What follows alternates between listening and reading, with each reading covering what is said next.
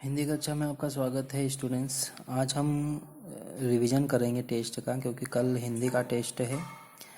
Hindi test में lesson 3, 4 और 5 के क्वेश्चन आंसर, बैक एक्सरसाइज में सही विकल्प, रिक्त स्थान सभी आएंगे। तो हम रिवीजन स्टार्ट करते हैं। अध्ययन किसका एक प्रधान साधन है? ज्ञान की वृद्धि का, आनंद की प्राप्ति का, दोनों का। तो इसमें दोनों आएंगे, क्योंकि ज्ञान की वृद्धि, अध्ययन से ज्ञान की वृद्धि होती है और हमें आनंद की प्राप्ति भी होती है। अनेक विघ्न बाधाओं को पार कर और भयानक कष्टों और आपत्तियों को झेलकर मनुष्य क्या करता है? उन्नति करता है, अवनति करता है या झगड़ा करता है? तो वह क्या करता है? उन्नति करता है। इसका फर्स्ट आंसर आएगा। विद्याभासी पुरुष को किसका अभाव कभी नहीं रहता? दौलत, धन दौलत का, साथियों का या आराम का? तो इसमें आता साथियों का उसको अभाव नहीं रहता, क्योंकि जिसके पास ज्ञान होगा उसके पास सभी व्यक्ति खींचे चले जाएंगे, है ना। हमें कैसी पुस्तकों का चयन करना चाहिए? निकृष्ट, मज़ेदार, अच्छी, उपयोगी या रुचिपूर्ण? तो इसमें थर्ड आएगा, अच्छी, उपयोगी, जो हमारे लिए आवश्यक हो, अच्छा हो। ठीक है। अब एक शब्द के वाक्य में उत्तर देना है। अध्ययन से हमें अपने दैनिक जीवन में क्या ग्रहण करना चाहिए? क्या ग्रहण करना चाहिए? शिक्षा और प्रेरणा ग्रहण करना चाहिए। बड़े बड़े विद्वानों के गंभीर विचारों को हम कैसे जान सकते हैं? बड़े बड़े विद्वानों को, गंभीर विचारों को हम अध्ययन के द्वारा जान सकते हैं। वह हम यह जान सकते हैं कि उनमें कितना ज्ञान है। साथियों का अभाव किसे नहीं रहता? जो विद्याभासी पुरुष होते हैं, जिसमें ज्ञान होता है, उसको साथियों का अभाव नहीं होता है। एकाग्रचित्त अध्ययन के कौन सा समय उपयुक्त होता है? जो अध्ययन करता है, एकाग्रचित्त अध्ययन, है ना, तो उसके लिए समय होता है प्रातः काल का, 3 बजे से 6 बजे तक। ठीक है। सूरदास के विषय में क्या प्रसिद्ध है? सूरदास के विषय में यह प्रसिद्ध है कि वह नित्य सवेरे, मतलब प्रतिदिन सवेरे स्नान आदि के उपरांत, मतलब स्नान करके कुछ पद बनाकर ही जलपान करते थे, मतलब जल पीते थे, पानी ग्रहण करते थे। ठीक है। अब इसमें है सही वाक्य पर टिक, सही का चिन्ह लगाना है और गलत का। अध्ययन ज्ञान की वृद्धि और आनंद की प्राप्ति का एक प्रधान साधन है। सही। अध्ययन में हम अपने दैनिक जीवन में शिक्षा और प्रेरणा ग्रहण नहीं कर सकते हैं। सही। विद्याभासी पुरुष को साथियों का अभाव रहता है? नहीं रहता है। प्रत्येक स्त्री पुरुष को अपने पढ़ने का उद्देश्य स्थिर कर लेना चाहिए? हाँ, कर लेना चाहिए। अध्ययन करते समय नोटबुक साथ में रखनी चाहिए? जी हाँ, रखनी चाहिए। ठीक है।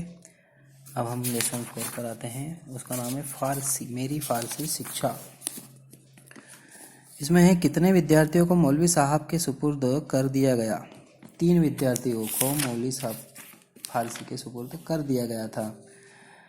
खेल और शैतानियों में कौन सबसे आगे रहते थे? इसका आंसर आएगा यमुना प्रसाद। मौलवी साहब किस पर सोते थे? तख्तपोश पर, चटाई पर या चारपाई पर? किस पर सोते थे? चारपाई पर। बच्चे किसकी रोशनी में पढ़ते हैं? बल्ब की, दिए की या लालटेन की? घ सेकेंड, दिए की रोशनी में। दिए को जल्दी बुझता देख मौलवी साहब फिर किस पर गुस्सा करते थे? दाई पर, राजेंद्र प्रसाद पर या बलदेव प्रसाद पर? दाई पर गुस्सा करते थे। अब है 1 वर्ड में, एक वाक्य में उत्तर देना है। तीनों बच्चों में सबसे बड़ा कौन था? तीनों बच्चों में सबसे बड़ा यमुना प्रसाद जी थे। बाग में आए बंदरों को कैसा भगाना था? बाग में आए बंदरों को गुलेल मारकर भगाना था। सांड ने किसे सींग से उठाकर पटक दिया? किसे पटक दिया? मौलवी साहब को। दूसरे मौलवी साहब कैसा पढ़ाते थे? अच्छा पढ़ाते थे। हफ्ते में कितने दिन फारसी पढ़ाई जाती थी? 5 दिन हर फारसी पढ़ाई जाती थी। ठीक है स्टूडेंट, लेसन 5, भोजन और स्वास्थ्य। चिकनाई को अन्य किस नाम से जाना जाता है? वसा, कार्बोज या विटामिन? इसका आंसर आएगा वसा।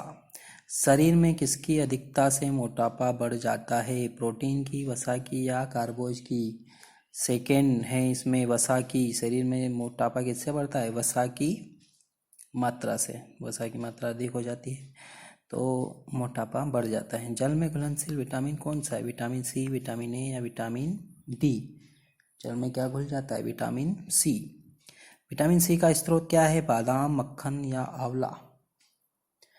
इसका आंसर आएगा आंवला है जो विटामिन सी का स्रोत है। पोषक तत्वों को कितने वर्गों में विभाजित किया जाता है? 2, 3 या 4? 3 वर्गों में विभाजित किया जाता है। एक शब्द में वाक्य देना है आपको। भोजन से हमें क्या मिलता है? भोजन से हमें क्या मिलता है?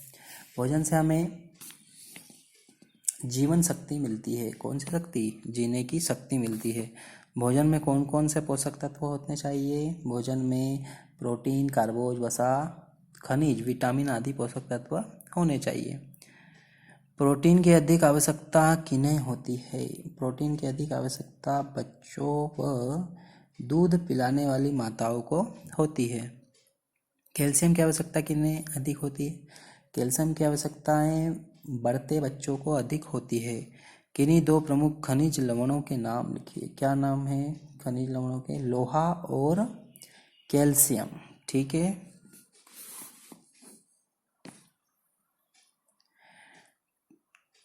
ठीक है स्टूडेंट्स, इसे आप तैयारी कर लीजिएगा। कल आपका हिंदी का टेस्ट है और सभी बच्चों को देना अनिवार्य है। धन्यवाद।